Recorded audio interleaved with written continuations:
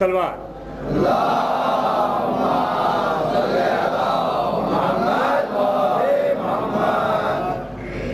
रहमल्लाहु मन क़राअल फ़ातिहा।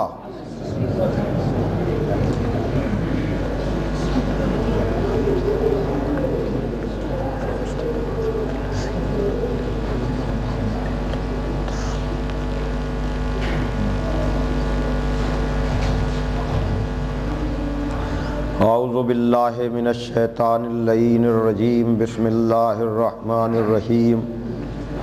अल्हम्दुलिल्लाहिल्लज़ी हदाना लिहाज़ा वमा कुन्ना लिनहतदिया लौला अन हदानल्लाह।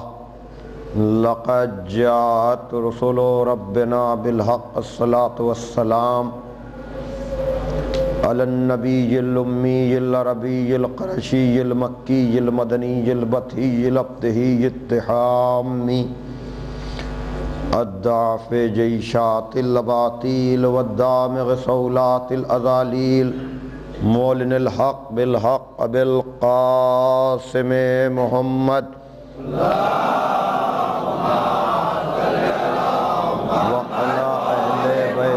तय्यबीन ताहिरीन मासूमीन मज़लूमीन वलानतुल्लाहि अला आदाइहिम अजमईन मिनल आन इला यौमिद्दीन। अम्मा बाद फ़क़द क़ाला अलीयुन अलैहिस्सलाम बिस्मिल्लाहिर रहमानिर रहीम। अल इस्लाम हुवत तस्लीम वत तस्लीम हुवल यक़ीन वल यक़ीन हुवत तस्दीक़ वत्तस्दीक़ हुवल इक़रार वल इक़रार हुवल अदा वल अदा हुवल अमल। सलवात भेजिए मोहम्मद वाले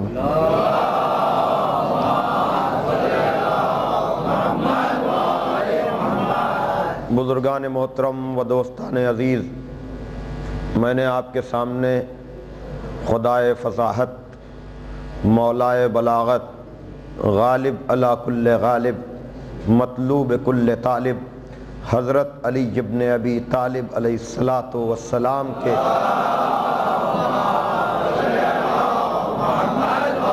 जिन मुक़द्दस मुबारक अल्फाज को गुफ्तगू का ज़रिया बनाया है, उसमें इरशाद हो रहा है कि इस्लाम तस्लीम का नाम है, तस्लीम यकीन का नाम है, यकीन तस्दीक़ का नाम है, तस्दीक़ इक़रार का नाम है, इक़रार सिपुर्दगी का नाम है और सिपुर्दगी अमल का नाम है।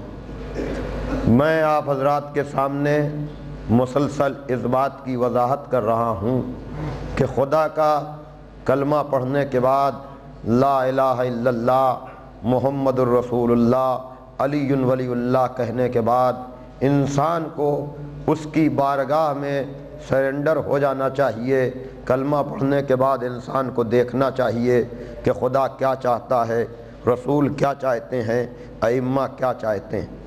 और जाहिर सी बात है कि खुदा के सामने सरे तस्लीम रसूल को खम करना है, रसूल के फ़ैसलों को, अइम्मा को मानना है और इन तीनों के फ़ैसलों को उन लोगों को मानना है जो अपने को मुसलमान कहते हैं या अपने को मोमिन समझते हैं।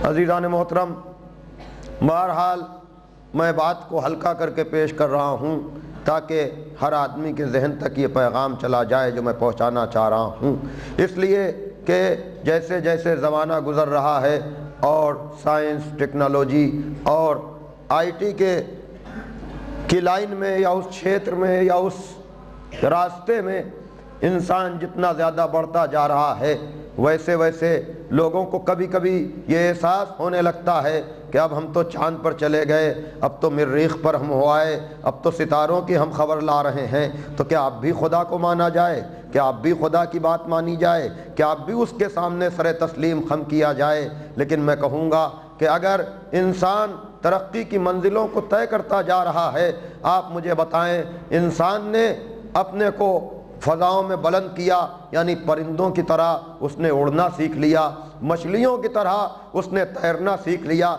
लेकिन सवाल ये पैदा होता है, ये तरक्की याफ्ता इंसान क्या इंसानों की तरह ज़मीन पर चलने के लायक हुआ?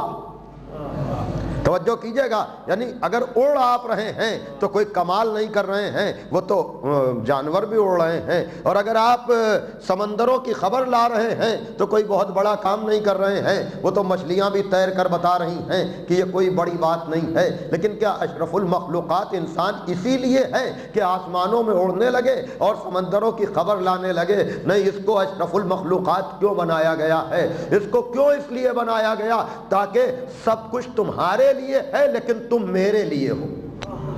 توجہ کیجئے عزیزان محترم، دیکھیے اصل یہی بنیاد ہے دین کی، مذہب کی، ایمان کی، اسلام کی۔ اور میں نے عرض کیا کہ سخر لکم ما فی السماوات و ما فی الارض کا مطلب کیا ہے کہ ہم نے کائنات کی ہر شے تمہارے لیے مسخر کی ہے۔ لیکن اب تم یہ بھی تو غور کرو، آج شب جمعہ گزری ہے، ممکن ہے کچھ لوگوں نے تلاوت حدیث قصہ کی ہو تو اس میں واضح طور پر بیان کیا گیا ہے کہ یہ زمین، یہ آسمان، یہ دریا، یہ پہاڑ، یہ سمندر، یہ بحر، یہ بر، یہ ستارے، یہ آفتاب، یہ ماتاب، یہ زمین، یہ آسمان کا شامیانہ، یہ ٹمٹماتے ہوئے ستارے، یہ روشنی دیتا ہوا سورج، یہ جگمگاتا ہوا چاند، یہ ساری کائنات جو ہے کس کے لیے پیدا کی گئی ہے؟ کس کے صدقے میں پیدا کی گئی ہے؟ یقیناً سب کچھ آل محمد کے لیے پیدا کیا، آل محمد کو اپنے لیے پیدا کیا۔ صلوات بھیجئے محمد و آل محمد پر۔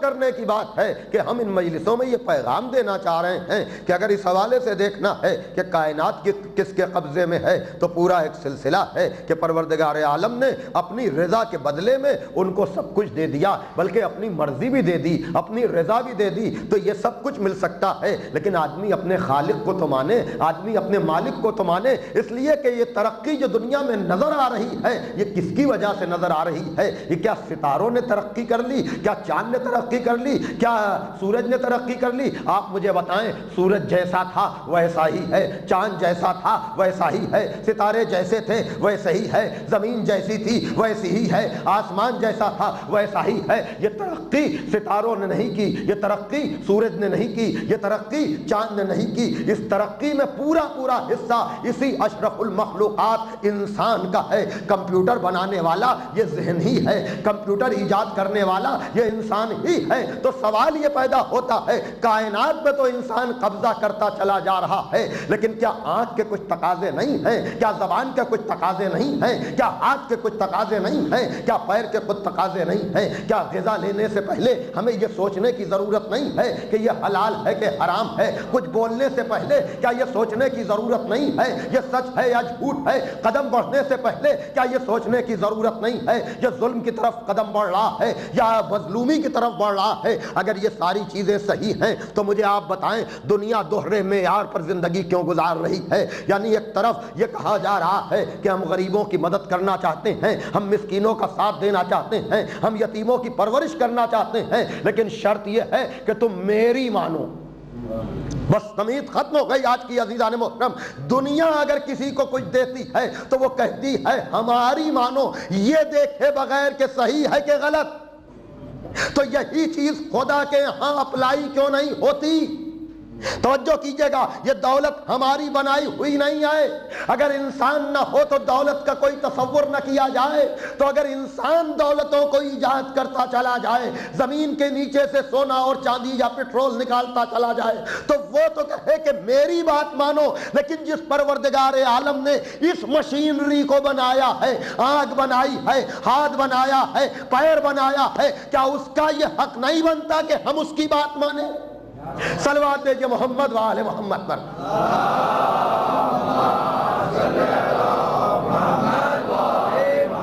اس کا حق بنتا ہے کہ ہماری آنکھ اس کے اعتبار سے دیکھے، ہمارا ہاتھ اس کے اعتبار سے چلے، ہماری زبان اس کے اعتبار سے بولے۔ اور جب اس کا آدمی ہو جاتا ہے تو پھر تحقیق کے بعد دنیا قبضے میں نہیں آتی بلکہ اشاروں میں دنیا قبضے میں آ جاتی ہے۔ ہاں عزیزان محترم، نیا سال شروع ہو گیا ہے، ہر آدمی اپنی قسمت کا ستارہ دیکھ رہا ہے کہ اس سال کیا ہونے والا ہے۔ ایک دوسرے کو مبارکباد دی جا رہی ہے، ایک دوسرا یہ کہہ رہا ہے، ایک دوسرے سے یہ کہہ رہا ہے کہ نیا سال ہمارے لیے ترقیوں کا پیغام لے کر آئے گا، نیا سال ہمارے لیے خوشائند پیغام لے کر آئے گا۔ لیکن آپ مجھے بتائیں، یہ ستاروں میں اپنی قسمت تلاش کرنے والے توجہ کیجئے گا، یہ ستاروں میں اپنی قسمت تلاش کرنے والے، یہ منجمین کے ذریعے سے اپنے مستقبل کو طے کرنے والے کیا مولائے کائنات کے اس پیغام کو فراموش کر دیتے ہیں کہ المنجم کالکاہن والکاہن کالساحر والساحر کالکافر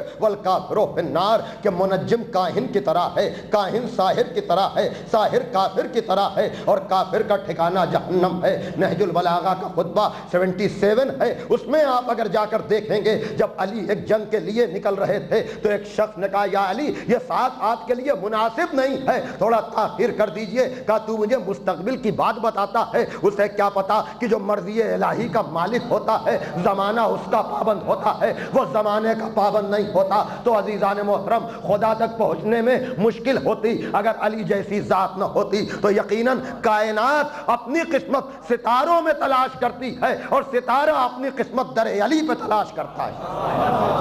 کائنات اپنی قسمت ستاروں میں تلاش کرے اور ستارہ اپنی قسمت در علی پہ تلاش کرے، اور پھر کیوں نہ ہو، پھر کیوں نہ ہم اپنے مقدر کو، اپنی قسمت کو اس علی کے سپرد کر دیں جس کے در پہ ستارہ سجدہ کرنے کے لیے آتا ہے، جس کے اشارے پر سورج پلٹ جاتا ہے، جس کا بھائی اشارہ کرتا ہے جو چاند دو ٹکڑے ہو جاتا ہے۔ جبھی تو شاعر نے آواز دی کہ کیا ستاروں میں اپنی قسمت تلاش کر رہے ہو، جاؤ در علی پر جاؤ جہاں سب کا مقدر بنتا ہے۔ تم لکیریں دکھا رہے ہو، اپنی قسمت کی لکیریں منجمین کے پاس ہاتھ لے کر جا رہے ہو کہ یہ لکیر کیا پیغام دے رہی ہے، یہ لکیر کیا پیغام دے رہی ہے۔ شاعر نے کہا مطلب یہی ہے ہاتھ کی ہر ایک لکیر کا، مطلب یہی ہے ہاتھ کی ہر ایک لکیر کا، دامن نہ چھٹنے پائے جناب امیر کا۔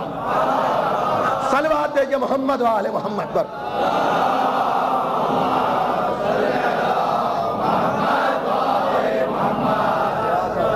یقیناً عزیزان محترم یاد رکھیے گا، اگر ہم نے اپنی حیات کو علی کے سپرد کر دیا تو پھر ہمیں در در کی ٹھوکر نہ کھانی پڑے گی۔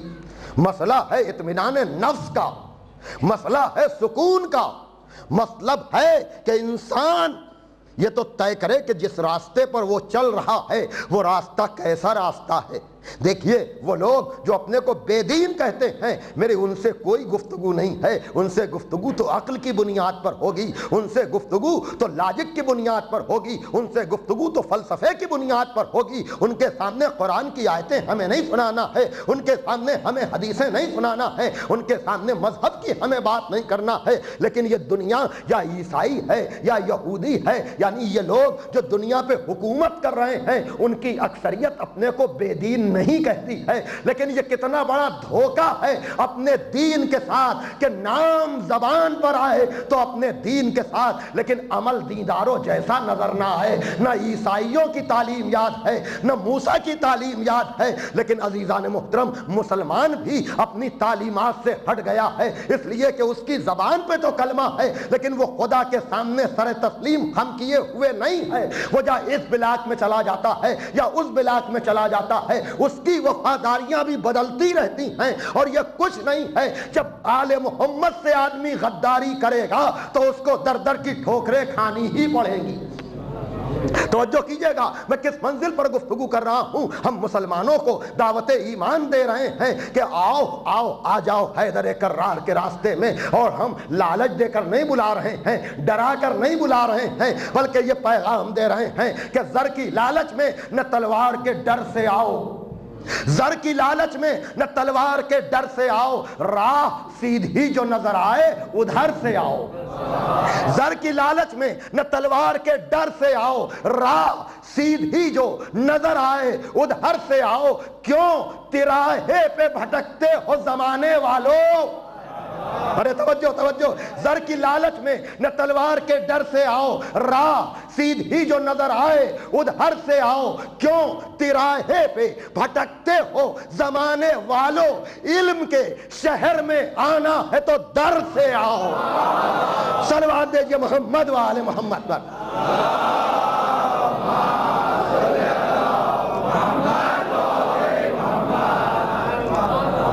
ممکن ممکن ہے کوئی کہے یہ اسلام کی گفتگو کرتے کرتے آپ علی کا نام کیوں لینے لگتے ہیں، آپ علی کی بات کیوں کرنے لگتے ہیں؟ عزیزان محترم، میں نے کہا کہ کلمہ تو بہت سے لوگوں نے پڑھا، لیکن عملی طور پر جس نے تسلیم کا مظاہرہ کیا وہ سوائے علی کے اور کوئی نہیں ہے، اور علی کا نام ہم بے سبب تو نہیں لیتے ہیں۔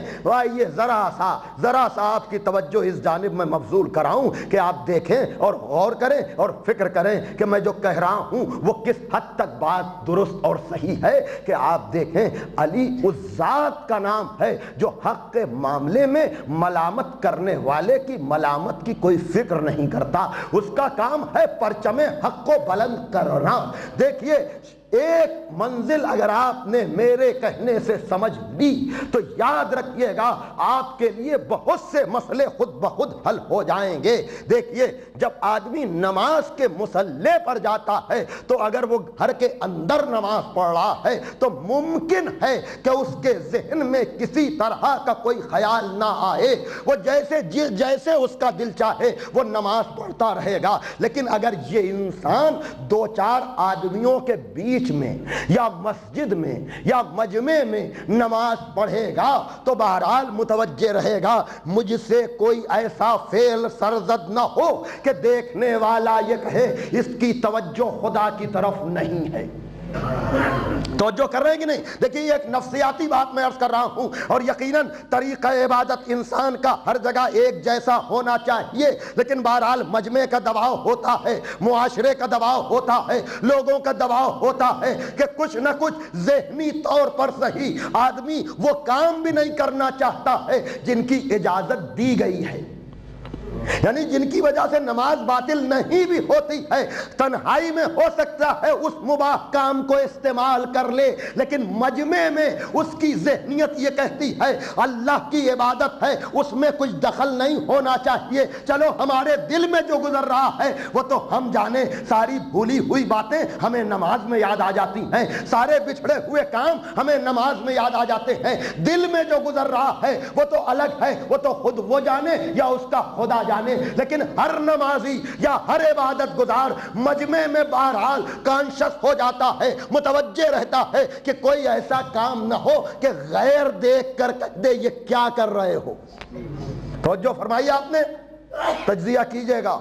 لیکن علی نے یہ بتایا کہ دیکھو نماز بھی اگر اللہ کے لیے تم سمجھتے ہو تو پھر کوئی بھی چیز لوگوں کے لیے نہیں ہونا چاہیے، یعنی یہ خلوص بھی صرف اللہ کے لیے ہو۔ توجہ کیجئے گا، یعنی اب یہ توجہ بھی صرف اس لیے توجہ ہے کہ کوئی دوسرا کچھ نہ کہے، تو یہ دل کا ارادہ بھی سوائے ریاکاری کے اور کچھ نہیں ہے۔ بھائی توجہ کیجئے گا، یعنی روزے میں ہم نے یہ سوچا کہ اگر ہم نے مغرب کی نماز کے بغیر روزہ افطار کر لیا، میں دل میں بات اتارنا چاہ رہا ہوں اس لیے اور مثال دے رہا ہوں، تو لوگ یہ کہیں گے کہ کتنا بے صبرا ہے، کیا مغرب کے بعد افطار نہیں کر سکتا تھا؟ حالانکہ اجازت ہے۔ توجہ کیجئے گا کہ پیاس حد سے زیادہ بڑی ہوئی ہو تو روزہ اطمینان سے کرو، نماز سکون سے پڑھو۔ توجہ کیجئے گا، اس لیے کہ جب ہم نے 4 گھنٹے کا وقت دیا ہے تو لوگوں کو دکھانے کے لیے اول وقت کیسا؟ بھائی توجہ کیجئے گا، میں کیا عرض کرنا چاہ رہا ہوں، یعنی ایسے مسائل ہیں، عبادت بڑی نازک چیز ہے، اور میں نے کہا ہے میں کوانٹٹی پر گفتگو کرنے نہیں آیا ہوں، وہ سب آپ مجھ سے بہتر جانتے ہیں، میں اس کوالٹی کی بات کرنا چاہ رہا ہوں کہ یقیناً اگر آدمی کو یہ احساس ہے کہ میں روزہ کھولنے کے بعد زیادہ خلوص کے ساتھ مغرب کی نماز پڑھ سکتا ہوں تو مسئلہ شرعی یہی ہے کہ پہلے روزہ کھول لیا جائے پھر نماز پڑھی جائے، لوگوں کا خیال۔ لیکن آپ مجھے بتائیں ہمارے ہاں ہوتا ہے کہ نہیں؟ اسی طرح سے اور عبادتوں کو آپ دیکھتے چلے جائیں، لیکن کیا علی کے لیے بھائی توجہ کیجئے گا، جس کی ایمان کی منزل یہ ہے کہ اگر حجاب ہائے آسمانی ہٹا بھی دیے جائیں تو یقین میں کوئی اضافہ نہ ہوگا، اگر نماز میں جائے پنڈلی سے تیر نکالا جائے تو اسے خبر بھی نہ ہونے پائے۔ سمجھ گئے آپ اب میں کیا کہہ رہا ہوں؟ وہی علی لوگوں کے مجمع میں، مسجد میں، رکوع میں، توجہ کیجئے گا، جب سائل آتا ہے بغیر لوگوں کا خیال کیے ہوئے کہ میرے یقین پر لوگ شک نہ کرنے لگے، بغیر اپنی نماز کا خیال کیے ہوئے، توجہ کیجئے گا کہ لوگ ہماری نماز کے خلوص میں شک نہ کرنے لگے، ہاتھ بڑھا دیتا ہے کہ سائل انگوٹھی لے لے، توجہ کیجئے گا، اور کوئی اگر ہوتا تو گھر میں تو خیرات کر دیتا، مسجد میں یہ رزق ہرگز نہ لیتا۔ توجہ کیجئے گا کہ لوگ کیا کہیں گے، یہیں سے پتہ چلتا ہے جس کو لوگوں کا خیال ہوتا ہے اس کا طریقہ عبادت اور ہوتا ہے، اور جو رضائے خالق کے لیے عبادت کرتا ہے وہ لوگوں کی ملامت سے ڈرتا ہی نہیں۔ کیوں یہ میں کہہ رہا ہوں؟ بعض لوگوں نے، اپنوں نے چپکے سے کہا کہ مولانا کیا یہ فضیلت بیان کیے بغیر علی کا کمال نہیں بیان کیا جا سکتا؟ توجہ کیجئے گا، تو میں نے کہا کہ اس کا مطلب یہ ہے کہ تھوڑا سا بھی اور آگے بڑھیے آپ۔ کیوں؟ اس لیے کہ قرآن کیا کہہ رہا ہے؟ انما ولیکم اللہ ورسولہ والذین آمنوا الذین یقیمون الصلاۃ ویؤتون الزکاۃ وہم راکعون۔ اللہ ولی، رسول ولی، اور وہ ولی جو نماز کو قائم کرتا ہے، زکوٰۃ دیتا ہے حالت رکوع میں۔ اب ذرا کل والی بات سے متصل ہو جائیں، یہ جو کہتے ہیں کہ علی ہی علی کیوں ہے، نبی کے نام پر اتنا زور کیوں نہیں، علی کے نام پر اتنا زور کیوں نہیں، خدا کے نام پر اتنا زور کیوں نہیں، تو میں ان کے لیے یہی کہوں گا یہ آیت ہی دیکھ لیتے۔ بھئی یہی کہا جاتا ہے نا، اذان میں آپ نے شروعات کی اللہ اکبر، ختم، اشہدو ان لا الہ الا اللہ بالکل مختصر، اشہدو ان محمد رسول اللہ بالکل تھوڑا سا، لیکن ادھر علی کا نام آیا ٹرین چل پڑی۔ توجہ کیجئے گا، اشہدو ان علی ولی اللہ ہے وصی رسول اللہ ہے وخلیفتہ، یہ ہے نا کہ بھائی اس میں لفظیں زیادہ ہیں، اس میں لفظیں کم کیوں ہیں؟ تو آیت میں بھی تو آپ دیکھ لیجئے، ہم سے کہنے سے پہلے آیت کا بھی تو مزاج دیکھیے۔ آیت میں جب خدا کی بات کی تو کیا کہا؟ انما ولیکم اللہ، بالکل مختصر سا جملہ، ورسولہ، چھوٹا سا جملہ، لیکن ادھر علی کی بات آئی، والذین آمنوا الذین یقیمون الصلاۃ ویؤتون الزکاۃ وہم راکعون۔ بتا دیا جائے اختلاف نہیں ہے، وہاں مختصر جملہ کافی ہے، نام میں کوئی بحث نہ کرو گے، لیکن اتنے وضاحت کے بعد تو مان نہیں رہے ہو، اگر وضاحت نہ ہوتی تو کتنے شک کرتے۔ صلوات بھیجئے محمد و آل محمد پر۔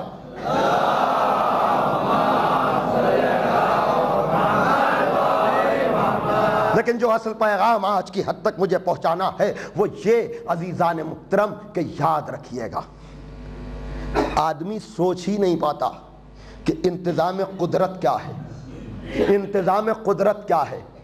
مجھے آپ بتائیں، لوگوں نے بڑی بڑی کتابیں لکھی اس بات کے اوپر کہ بھائی یہ تو علی کے خلوص کے خلاف ہے کہ علی رکوع میں زکوٰۃ دے دیں، سائل کی طرف متوجہ ہو جائیں، یہ تو بات سمجھ میں نہیں آتی۔ میں کہوں گا اللہ نے منوا لیا۔ توجہ کیجئے گا، اس لیے کہ اگر ایسے ہی آیت آ جاتی نا تو پتہ نہ چل پاتا تیسرا ولی کون ہے۔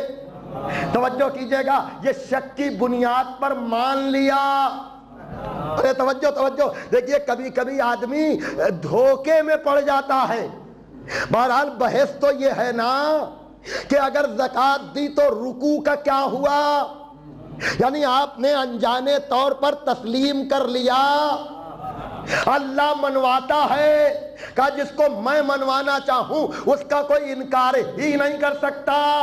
پہلے اتنا آپ بتا دیجئے اپنے اطمینان کے لیے کہ آپ کو تو کوئی کنفیوژن نہیں ہے، آپ کے ذہن میں تو کوئی سوال نہیں آ رہا ہے، لیکن اگر آ رہا ہو تو بہرحال اتنے دنوں میں 4 مجلسوں میں یہ تو میں ثابت ہی کر چکا آپ کے سامنے کہ عبادت نام ہے رضا خدا کا، عبادت نام ہے حکم خدا پر عمل کا، چاہے وہ سو کر ہو چاہے وہ جاگ کر ہو۔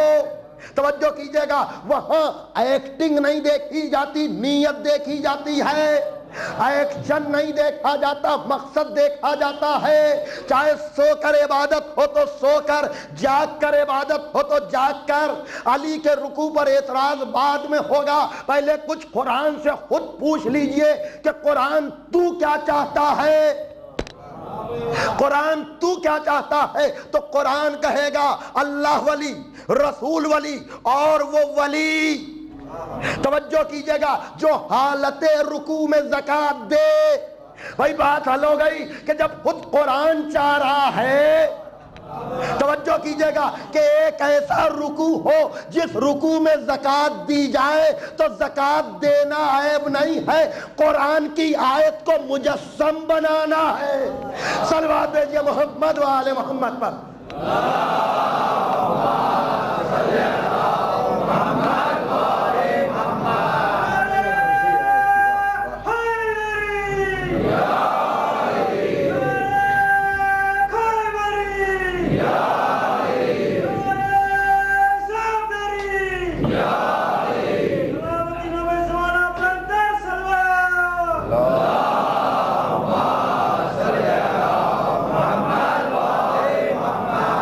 شکر گزار ہوں آپ کا، بڑے اطمینان کے ساتھ آپ نے یہ میری ایک گفتگو کا ایک حصہ سن لیا، لیکن اب آگے کی منزل کیا ہے؟ بھائی یہ کائنات انسان ہی کے لیے تو ہے، اگر عزت نفس نہیں ہے، توجہ کیجئے گا، اگر انسان کی عزت کا خیال نہیں ہے تو دنیا کا مقصد ہی نہیں ہے۔ بھائی اشرف المخلوقات انسان، ابھی سب سمجھ جائیں گے۔ جب علی کا معاملہ آتا ہے تو بعد بدقسمت لوگ ہوتے ہیں جن کو منواؤ تو مانتے ہیں، کچھ محبت والے ہوتے ہیں جنہیں منوانا نہیں پڑتا، بلکہ وہ کہتے ہیں جتنا ہے وہی کم ہے۔ اب تک تو محبت کی بات تھی، اب منوانے کی بات ہے، تو انسان اشرف المخلوقات ہے۔ مجھے آپ بتائیں کیا خالی علی ہی کے رکوع پر پوری بحث ہے؟ توجہ کیجئے گا، کیا ہماری نمازیں اللہ کے لیے نہیں ہیں؟ ارے توجہ کیجئے گا، کیا ہم جب مسائل نماز پڑھتے ہیں تو اس میں عزت نفس کے اعتبار سے انسان کی عزت کے لیے، یہی تو دنیا اسلام کو سمجھ نہیں پاتی کہ اسلام میں ہر عبادت عزت نفس کے ساتھ ہے، اس لیے کہ عبادت یہی انسان ہی تو کرے گا۔ کیا اسی نماز میں یہ حکم نہیں ہے کہ اگر کوئی سلام کرے، ارے توجہ کیجئے گا، تو تم اپنی غرور عبادت میں، ارے توجہ کیجئے گا، کہیں اللہ کے نام پر اس انسان کی توہین نہ کرنا کہ میں جواب نہ دوں گا، نہ، تمہیں نماز کے دوران بھی یہ بتانا ہے کہ اللہ کے ساتھ اس کے بندوں کا احترام کرتے ہو کہ نہیں۔ توجہ کیجئے گا، نہیں اب بھی شاید بات واضح نہیں ہوئی۔ بھئی یہی تو ہے کہ رکوع کے عالم میں علی نے زکوٰۃ دی تو نمازوں کا کیا ہوگا؟ محبت والے سنیں اور جو نہیں سمجھ سکتے وہ بھی سنیں، اس لیے کہ عمل تو ایک ہے، کسی کے لیے یاد علی ہے، کسی کے لیے سزا ہے۔ لطف لیں گے آپ۔ دیکھیں پہلی بات تو یہ کل میں عرض کروں گا کہ فقہ جعفری کیا ہے صبح کو، اس لیے کہ فقہ میں معتبر ترین فقہ اگر کوئی ہے، اور معتبر ترین بھائی مانا کہ یہی معتبر، یہ نہیں کہ معتبر ترین کا مطلب یہ کہ اور بھی معتبر، معتبر ترین کا مطلب یہ کہ یہی معتبر، اس لیے کہ اشارہ کر دوں کہ پیغمبر نے یہ نہیں کہا کہ ہمارے اہل بیت کی مثال سفینہ نوح کی ہے، جو اس پر سوار ہوا وہ نجات پا جائے گا۔ نہیں، اگر حدیث یہاں پر رک جاتی نا تو لوگ سوچتے کہ راستہ پار کرنے کے لیے اور کشتیاں بھی ہیں۔ توجہ کیجئے گا، چلو اہل بیت کی بڑی کشتی یہ چھوٹی کشتی ہوگی، نہیں، اس غلط فہمی میں کوئی کلمہ گو نہ رہے، کوئی کلمہ پڑھنے والا نہ رہے۔ اہل بیت کی مثال دی کشتی نوح سے، کہا جو اس پہ سوار ہوگا وہ نجات پا جائے گا اور جو چھوڑ دے گا وہ غرق ہو جائے گا، یعنی اس کے علاوہ اور کوئی راستہ ہے ہی نہیں۔ لیکن بہرحال نماز کے مسائل میں، جماعت کے مسائل میں، ارے روزانہ دیکھتے ہیں آپ، توجہ کیجئے گا، جب پیش نماز صاحب رکوع میں چلے جاتے ہیں، ارے توجہ کیجئے گا میں کیا کہہ رہا ہوں، تو کیا ایک دو آوازیں نہیں آتی؟ یا اللہ!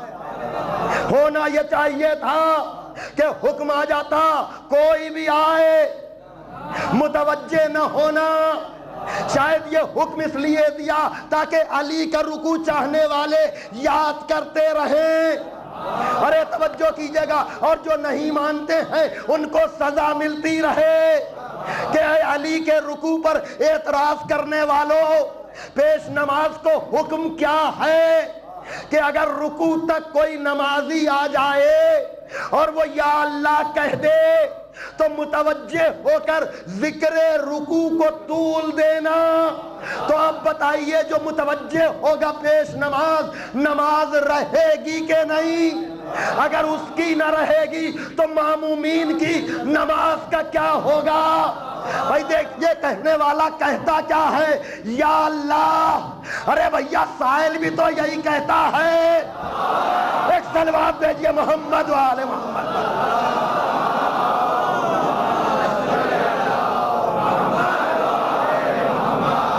صلوات بھیجئے محمد و آل۔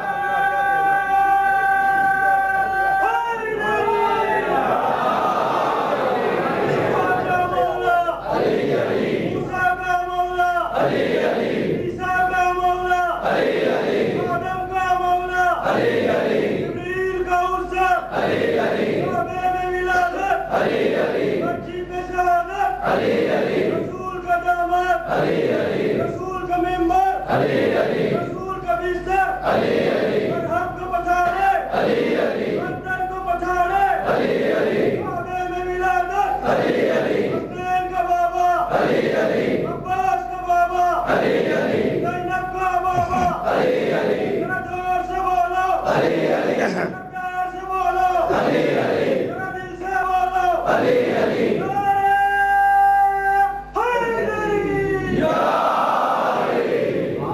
مجھے انصاف سے آپ بتائیں، کہنے کا مقصد یہ ہے کہ علی والے جس تسلیم کے راستے پر چل رہے ہیں ان کو کسی شک و شبے کی ضرورت نہیں ہے۔ یہ اتنا مستحکم راستہ ہے کہ اس سے اچھا کوئی راستہ ہی نہیں ہے۔ توجہ کیجئے گا، یہ دعوت فکر ہے کہ آدمی آ جائے علی کے راستے پر۔ ارے کیسی باتیں آپ کرتے ہیں، مجھے آپ اتنا بتا دیں کہ وہ لوگ جو یہ کہتے ہیں کہ علی کے رکوع کا کیا ہوگا، میں ابھی سجدے تک بھی جاؤں گا، ممکن ہے کل جاؤں، لیکن آج میں اتنا پوچھتا ہوں میرے نوجوانوں، میرے دوستوں، میرے بھائیوں، علی کو مانتے ہو تو شکر کے سجدے کرو کہ تمہیں وہ در ملا ہے جو در کبھی شرمندہ نہیں کرتا۔ توجہ کیجئے گا، اس لیے کہ درے میں بیٹھ کر اللہ اللہ کی ضربیں مارنا اور ہے، اور اپنوں اور غیروں کے درمیان رہ کر اپنے کردار کا لوہا منوانا اور ہے۔ یہ لوگ جو اللہ اللہ کیا کرتے ہیں، کسی کا کوئی بھی بزرگ ہو، کیا توحید کے لیے کسی کا کوئی خطبہ ہے؟ کیا رسالت کے لیے کسی کا کوئی بیان ہے؟ جائیے جب بھی کوئی اللہ کی بات کرے نہج البلاغہ پیش کر دیجئے، جب بھی کوئی رسول کی بات کرے نہج البلاغہ پیش کر دیجئے، اس لیے کہ علی کے یہاں عبادت دکھاوے کے لیے نہیں ہوتی، توجہ کیجئے گا، اس لیے کہ علی ولی ہے، ولی کے معنی ہیں قرب کی انتہا پر پہنچا ہوا۔ توجہ کیجئے گا میں کیا منزل پر آپ کو لے آیا۔ ولی اللہ کا مطلب جانتے ہیں آپ؟ دیکھیے میری گفتگو ایک مجلس سے دوسری مجلس مربوط رہتی ہے، میں قربت کے معنی آپ کے سامنے بیان کر چکا ہوں کہ اس کا یہ مطلب ہے کہ انسان بندہ خدا سے اتنا قریب ہو۔ توجہ کیجئے گا کہ اب سب کچھ اس کا بن جائے، آنکھ اس کی دیکھے اس کی مرضی سے، ہاتھ اس کا چلے اس کی مرضی سے، انتہا یہ ہے کہ پھر آنکھ عین اللہ، ید اللہ، جنب اللہ، ارے مانگنے والا اللہ سے مانگ رہا تھا لیکن قرب کی انتہا پر پہنچا ہوا علی۔ توجہ کیجئے گا میں کیا کہہ رہا ہوں کہ علی کسی کو شرمندہ نہیں ہونے دیتا۔ معبود میں تیرے لیے کچھ کہہ نہیں سکتا، تو تو اللہ کا، تو تو علی کا خدا ہے، تو تو علی کا رب ہے، لیکن یہ میں کہہ چکا کہ علی اعتبار توحید کا نام ہے۔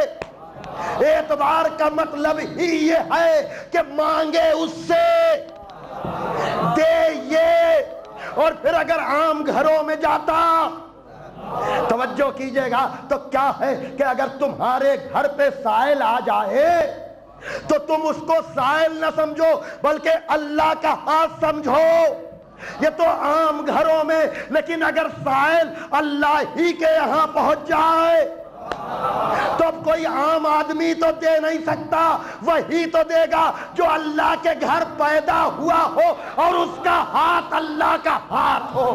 صلوات بھیجئے محمد وآل محمد پر۔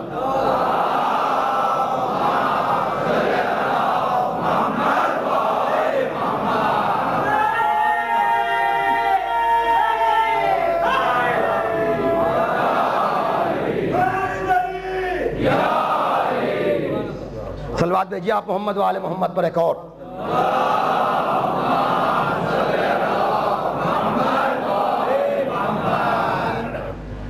عزیزان محترم، خدا بھی کیا چاہتا ہے مجھے نہیں معلوم، لیکن خدا نے کہا ہماری عبادت کے نام پر عظمت اہل بیت کو کم نہ کرنا۔ یہ دنیا جو ہے نا بڑی دھوکے باز ہے، اس لیے کہ یہ طے آپ جانیے کہ جو علی اور اولاد علی کو نہیں مانتا وہ خدا اور رسول کو مان ہی نہیں سکتا۔ میں پوری ذمہ داری سے کہہ رہا ہوں، دھوکہ ہے، فراڈ ہے، اس لیے کہ جس نے خدا کو منوایا ہے وہ یہ گھرانہ ہے، جس نے اس کے اعتبار کو برقرار رکھا ہے یہ وہ گھرانہ ہے۔ یہ اللہ اللہ کرنے والے، ابھی دیکھیے میں جو جملہ کہنے جا رہا ہوں، جائیے ہر کلمہ گو سے پوچھئے گا پکڑ پکڑ کے، کوئی شک کرے تو جو سزا آپ دیں مجھے منظور ہے۔ اگر میں یہ جملہ کہوں یہاں بیٹھ کر کہ جو کلمہ پڑھنے والا لا الہ الا اللہ کہے اور محمد الرسول اللہ نہ کہے تو اس کو لا الہ الا اللہ کہنے کا کوئی فائدہ نہیں ہے۔ توجہ کیجئے گا، جائیے سارے مسلمانوں سے، دنیا کے مسلمانوں سے پوچھئے کہ یہ جملہ جو کہا جا رہا ہے کہ جب تک آدمی محمد الرسول اللہ نہ کہے اس وقت تک لا الہ الا اللہ کہنے کا کوئی فائدہ نہیں ہے۔ وہابی بھی مان جائیں گے، قبروں کو سلام کرنے والے بھی جھوم جھوم کر مان جائیں گے کہ شان رسالت یہی ہے، شان مصطفیٰ یہی ہے، حبیب دو عالم کی منزل یہی ہے کہ جب تک اس کا نام نہ لیا جائے توجہ کیجئے گا، اس وقت تک اللہ کے نام کا بھی کوئی فائدہ، ارے توجہ کیجئے گا، جس سے بھی پوچھئے گا، یعنی مسلمانوں کو تو ایک ہتھیار مل جائے گا کہ اے اللہ کے نام پر عظمت رسول کو کم کرنے والوں، آج بتاؤ، آج جو کہتے ہو کہ رسول چلا گیا، اگر چلا گیا تو آج اگر کوئی مسلمان ہونا چاہتا ہے تو کیا گئے ہوئے رسول کے نام کے بغیر کوئی مسلمان ہو سکتا ہے؟ ہر آدمی کہے گا چلا گیا تو کیا ہوا، لیکن جانے کے بعد آج بھی اگر نام خدا کے ساتھ نام رسول نہ لیا جائے تو نام خدا کا کوئی فائدہ نہیں ہے۔ کوئی مسلمان غلو کا الزام تو نہ لگائے گا، غالی تو نہ کہے گا کہ یہ کیسا کلمہ گو ہے جو اللہ کے نام کو کافی نہیں سمجھ رہا ہے۔ کیا بڑھا دیا رسول کو کہ جب تک نام رسول نہیں نام خدا کا کوئی فائدہ؟ ارے میں کتنے اطمینان سے پڑھ رہا ہوں، اس وقت تک نام خدا کا کوئی فائدہ نہیں ہے، اس لیے کہ مسلمان کہیں گے کہ اگر رسول نہ ہوتا تو خدا کو پہچانتا کون؟ تو بندہ پرور جو بات نام رسول میں سمجھ میں آ جاتی ہے، غلو نہیں لگتا، وہ نام علی تک آتے آتے بات بدل کیسے جاتی ہے؟ اگر اب میں کہوں کہ جیسے آپ نے کہا کہ جب تک خدا کے ساتھ نام رسول نہ لیا نام خدا کا کوئی فائدہ نہیں، اگر میں کہوں کہ جب تک نام علی نہیں لیا نہ نام رسول کا کوئی فائدہ نہ نام خدا کا کوئی فائدہ، اس لیے کہ جس طرح سے کہ اگر رسول نہ ہوتا تو کوئی خدا کو نہ مانتا، اسی طرح سے اگر علی نہ ہوتا نہ کوئی خدا کو مانتا نہ کوئی رسول کو۔ صلوات بھیجئے محمد و آل محمد پر۔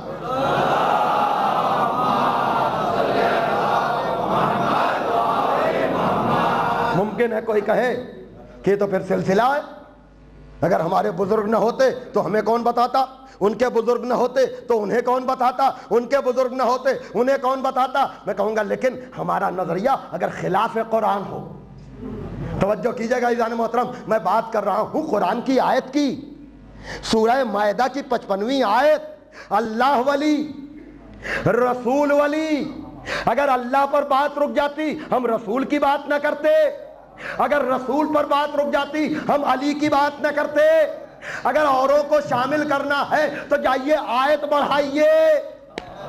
توجہ کیجئے گا میں کیا عرض کرنا چاہ رہا ہوں، اس لیے کہ ہم نے منظر دیکھے ہیں، اس لیے میں نے بتا دیا آپ کے سامنے کہ عبادت نام ہے رضا خدا پر عمل کا۔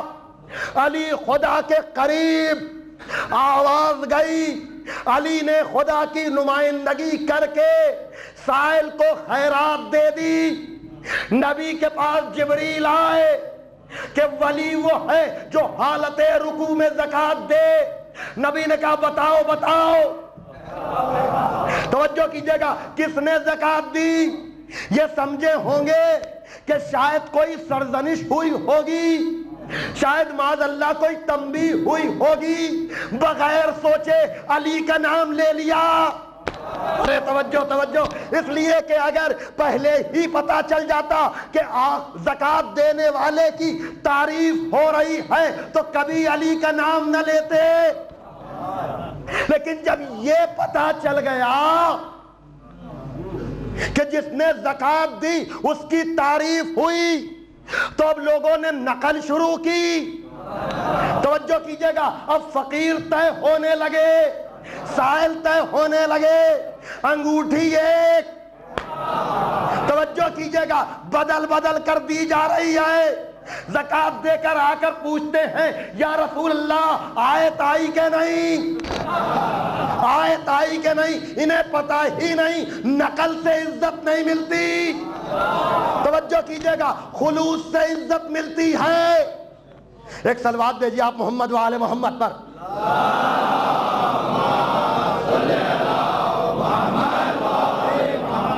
دیکھیں میں جو کہہ رہا ہوں مسلسل گفتگو ہے، میں نے کہا نام رسول کے بغیر نام خدا کا کوئی فائدہ نہیں ہے، لیکن چونکہ آیت تیسری ولایت تک جا رہی ہے اس لیے اب مجھے پڑھنے دیجئے کہ ذکر علی بھی چاہیے ذکر نبی کے ساتھ، ذکر علی بھی چاہیے ذکر نبی کے ساتھ، ورنہ کھلا فریب ہے یہ زندگی کے ساتھ۔ ذکر نبی بھی چاہیے، ذکر علی بھی چاہیے ذکر نبی کے ساتھ، ورنہ کھلا فریب ہے یہ زندگی کے ساتھ۔ اور حیدر کی ہمسری میں جو فیاض بن گئے، حیدر کی ہمسری میں جو فیاض بن گئے، ان کی نماز بھی گئی انگشتری کے ساتھ۔ صلوات بھیجئے محمد وآل محمد پر۔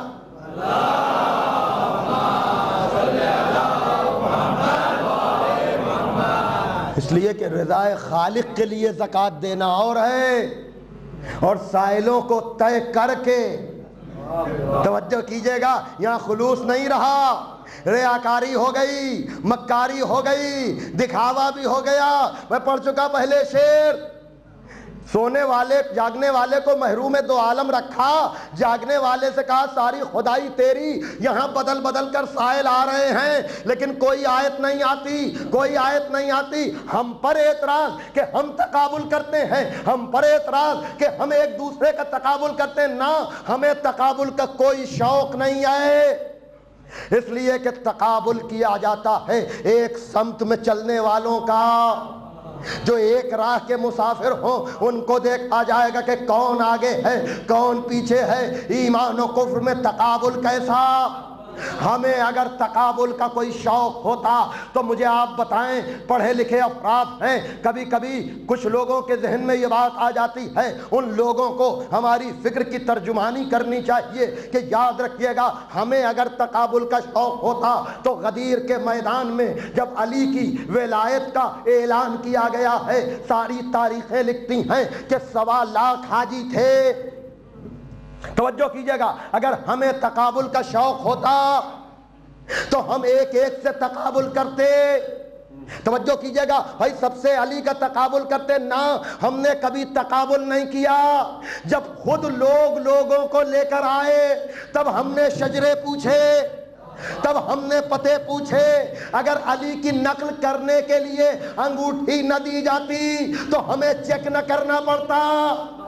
توجہ کیجئے گا، یعنی امت نے خود 2-4 نام بنائے، جبھی تو عاشور کاظمی نے کہا، عجیب طرح سے پیغام دیا کہ ذکر مہر و ماہ میں ذروں کو لے آتے ہیں لوگ، ذکر مہر و ماہ میں ذروں کو لے آتے ہیں لوگ، خود ہی کرتے ہیں تقابل، خود ہی شرماتے ہیں لوگ۔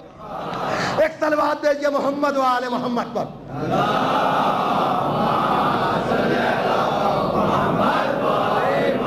ہم تقابل نہیں کرتے، ہم تو یہ بتاتے ہیں کہ خدا کے لیے کام کرو، دکھاوے کے لیے نہ کرو، لوگوں کو خوش کرنے کے لیے نہ کرو۔ اور یہ بات ہمارے چوتھے امام نے دربار شام میں بھی کہی، جو ہم سب کے لیے درس ہے، ہم سب کے لیے سبق ہے، کہ جب وہ گیا ہے اور اس نے لا یعنی اور بے معنی گفتگو کی ہے تو ہمارے امام نے کہا تو نے لوگوں کو خوش کرنے کے لیے خالق کا عذاب خرید لیا۔ تو ہم اہل منبر کی بھی ذمہ داری ہے، مجلس کرنے والوں کی بھی ذمہ داری ہے، ہم سب پر عائد ہوتی ہے یہ ذمہ داری کہ ہمیں ہر لمحہ رضائے خالق کا خیال ہونا چاہیے۔ اور جب ہمیں رضائے خالق کا خیال ہوگا تو ہم یہ نہ دیکھیں گے، اس لیے کہ تھوڑا سا دیا جانے والی خیرات بھی اللہ کے نزدیک بہت بڑی ہے اگر خلوص کے ساتھ دی جائے، اور بہت زیادہ دیا جانے والا صدقہ بھی یا زکات و خمس بھی اگر اس میں دکھاوا ہے، اگر اس میں ریاکاری ہے، اگر اس میں مکاری ہے تو اللہ کے یہاں سے کوئی جزا ملنے والی نہیں ہے۔ یہی پیغام ہے سرکار ولایت کا کہ دیکھو ہمارے یہاں سے سائل واپس نہیں جا رہا ہے۔ کیا کہنا اس علی کا جس نے ہاتھ بڑھا کر بتا دیا، جس نے ہاتھ بڑھا کر پیغام دے دیا کہ دیکھو یہاں سے کوئی خالی نہیں جاتا۔ میں کہوں گا یا علی کیا کہنا آپ کے دربار کا، کیا کہنا آپ کی منزل کا، کیا کہنا آپ کے شرف کا۔ ارے یہاں سائل کو انگوٹھی دی، لیکن جب سائل آیا ہے نابینا بن کر، ظلم کر چکا تھا، جبر کر چکا تھا، تو علی نے کہا قمبر یہ سائل آیا ہے، اسے کچھ دے دو۔ کہا یا علی روٹیاں تو ناکے پر ہیں، کہا ناکا دے دو، کہا ناکا تو قطار میں ہے، کہا قطار دے دو۔ قمبر نے مہار ناکا تو سپرد کر دی، خود الگ ہٹ گئے۔ کہا قمبر تم کیوں الگ ہٹ گئے؟ کہا یا علی یہ بادشاہ ہو کر کے بھی آپ سے زندگی واپس مانگ رہا ہے، اس لیے کہ بادشاہوں کو خیرات دینے والا میرا مولا امیر ہے، وہ چندے سے غنی نہیں بنا۔ توجہ کیجئے گا، یعنی نام کا غنی بنا دینا کسی کو اور ہے اور امیر ہونا اور ہے۔ توجہ کیجئے گا، علی اس ذات کا نام ہے جو سب کو مطمئن کرتا ہے، اور یقیناً کیوں نہ ہو، اس لیے کہ علی علم کی خیرات بھی دیتا ہے اور مال کی خیرات بھی دیتا ہے۔ علی نے جان کی خیرات بھی دی ہے، علی نے کبھی اپنی جان کو عزیز نہیں رکھا، اور یہ خالی علی کی بات نہیں ہے، علی کی نسلوں میں یہ انداز آیا ہے۔ اور اگر ایسی بات نہ ہوتی تو سجانے کے لیے کربلا نہ ہوتی۔ خدا کی قسم یہ علی کا انداز ہے کہ جو خدا کے لیے جیتا ہے وہ نہ اپنے جان کو عزیز رکھتا ہے، نہ اپنے مال کو عزیز رکھتا ہے، نہ اپنی اولاد کو عزیز رکھتا ہے۔ اس کا مکمل مظاہرہ آپ کو کربلا کے میدان میں ملے گا۔ میں نے بڑا وقت آپ کا لیا، لیکن چند لفظیں مجھے کربلا کے لیے کہنی ہیں، اور آج سے اس لیے کہ اگر نوجوانوں کو ساتھ ساتھ پیغام کربلا نہ ملے تو میں گفتگو کو نامکمل سمجھوں گا۔ کہ یاد رکھیے گا کہ جب کربلا حسین نے سجائی ہے تو حسین نے بتایا ہے کہ دیکھو اخلاق کا دامن ہاتھ سے نہیں چھوٹنا چاہیے۔ دیکھو ہم کچھ لوگوں کو بلائیں گے تو کچھ لوگوں کو اجازت دیں گے۔ اللہ اکبر، کربلا سجانے والا کس طرح سے کربلا میں آیا ہے۔ اس نے کہا ہے کہ اگر ہمیں حکومت کرنا ہوتی تو بچے ہمارے ساتھ نہ ہوتے، اگر ہمیں حکومت کرنا ہوتی تو بوڑھے ہمارے ساتھ نہ ہوتے، اگر ہمیں حکومت کرنا ہوتی تو عورتیں ہمارے ساتھ نہ ہوتی۔ شب عاشور کو اپنے دوستوں کو اجازت دینے والا خط لکھ رہا ہے اور کہہ رہا ہے میرے بچپن کے دوست حبیب۔ عجیب منظر ہے، عجیب منظر ہے میرے دوستو۔ دیکھو غور کرو کس منزل پر حسین ہیں، اس لیے کہ دوسری محرم کو یہ قافلہ پہنچا، دوسری محرم کو قافلہ پہنچا، اور ابھی پوری طرح سے یہ قافلہ بیٹھنے بھی نہ پایا تھا کہ ادھر سے عمر ابن سعد کا لشکر آ گیا، کبھی کسی کا لشکر آ گیا، اور جناب زینب، اور یہ منظر کربلا پڑھنے کا موقع اس میں نہیں مل پاتا ہے۔ اس لیے میں نے آمدن کہا کہ آج کل اگر کربلا کی کچھ باتیں نہ بتائی جائیں گی، آپ یاد رکھیے گا جب دشمنوں کا لشکر آتا تھا تو بڑی تیزی کے ساتھ گھوڑے دوڑاتے ہوئے آتے تھے کہ کربلا کی زمین دہل جاتی تھی۔ چھوٹے چھوٹے آل محمد کے بچے، ظاہر سی بات ہے کہ وہ اپنے بچوں کے ساتھ تو نہیں آتے تھے، لیکن یہاں آغوش میں علی اصغر ہیں، آغوش میں سکینہ ہیں، یہ چھوٹے چھوٹے بچے ہیں، اون محمد ہیں۔ یہ جب گھوڑے دوڑتے ہوئے آتے تھے تو بچے اپنی ماں کی آغوش سے جا کر لپٹ جایا کرتے تھے، اور جناب زینب پوچھتی تھی اب کس کا لشکر آ گیا، تو جا کر بتایا جاتا تھا اب شمر کا لشکر آیا ہے، اب عمر ابن سعد کا لشکر آیا ہے، اب خولی کا لشکر آیا ہے۔ تو ایک مرتبہ جناب زینب نے کہا کہ بھیا سب تو آ رہے ہیں، کیا آپ کا کوئی مددگار نہ آئے گا، کیا آپ کا کوئی ناصر نہ آئے گا؟ حسین نے زینب کی تسلی کے لیے اور کربلا کی تعداد کو مکمل کرنے کے لیے ایک مرتبہ خط لکھا ہے، اور پھر خط کس طرح سے لکھا ہے، خدا کی قسم ایک دوست ہے جو اپنے دوست کو خط لکھ رہا ہے، کہا حبیب تم تو میرے بچپن کے دوست ہو، تمہارا دوست تمہارے نبی کا نواسا نرغہ آدھا میں گھر چکا ہے، دیکھو حبیب جیسے ہی خط ملے میرے پاس آنے میں جلدی کرنا، تاخیر نہ کرنا۔ ہاں عزیزو حسین ابن علی کا خط قاصد لے کر گیا ہے، اور جناب حبیب اپنے گھر میں بیٹھے ہوئے کھانا تناول فرما رہے تھے کہ ایک مرتبہ لقمہ گلوگیر ہوا۔ جناب حبیب نے اپنی زوجہ سے کہا کہ شاید کوئی آیا چاہتا ہے۔ ابھی یہ زوجہ اور شوہر میں گفتگو ہو رہی تھی کہ دروازے پر دق الباب ہوا۔ حبیب نے پوچھا من الباب، دروازے پر کون ہے، دروازے پر کون ہے؟ عزیزو یہ جملے سننا تھے کہ قاصد نے آواز دی انا برید الحسین۔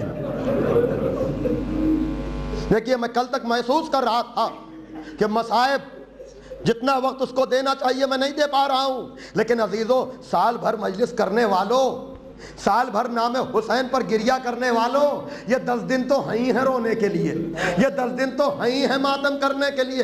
چلو ذرا حسین کی غربت کا تصور کرو، چلو ذرا حسین کی بے کسی کا تصور کرو، چلو ذرا حسین کی تنہائی کا تصور کرو۔ ایک مرتبہ کا میں حسین کا قاصد ہوں، وہ حبیب گئے دروازے پر، قاصد کا خط لیا، خط پڑھتے جاتے ہیں اور روتے جاتے ہیں۔ کیوں نہ روئیں، برسوں کے بعد آقا حسین کی تحریر ملی، دوست حسین کی تحریر ملی، خط پڑھتے جاتے ہیں، روتے جاتے ہیں، لیکن جب دوبارہ گھر کے اندر گئے تو آنسو پوچھ چکے تھے، اس لیے کہ کوفے کا ماحول بڑا بگڑا ہوا تھا، اتمام حجت بھی کرنا تھی۔ زوجہ نے پوچھا کہ کیا ہوا، کس کا خط آیا ہے؟ کہا حسین نے خط بھیجا ہے۔ کہا کیا لکھا ہے؟ کہا حسین کربلا میں نرغہ آدھا میں گھر چکے ہیں، اپنی مدد کے لیے بلایا ہے، اپنی نصرت کے لیے بلایا ہے۔ کہا پھر کیا ارادہ ہے؟ کہا میں ابھی فیصلہ نہیں کر پا رہا ہوں۔ ایک مرتبہ زوجہ نے کہا حبیب یہ تم کیا کہہ رہے ہو، میری چادر تم لے لو، مجھے اجازت دے دو، میں آقا حسین کی نصرت کے لیے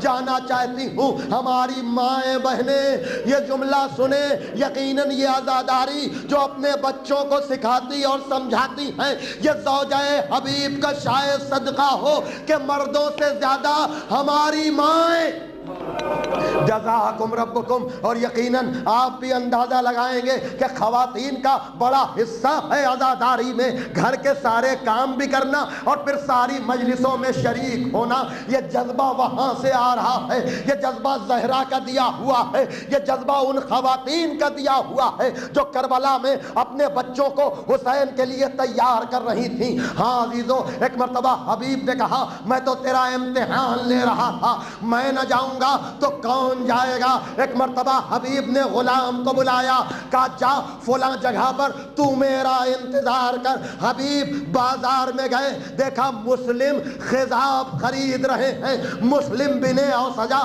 کہا مسلم کیا ارادہ ہے؟ کہا میں حمام جا رہا ہوں۔ کہا نہیں، اب اس خضاب سے اپنی داڑھی سیاہ نہ کرو، کربلا میں میرے ساتھ چلو، اس داڑھی کو اب اپنے خون سے رنگین۔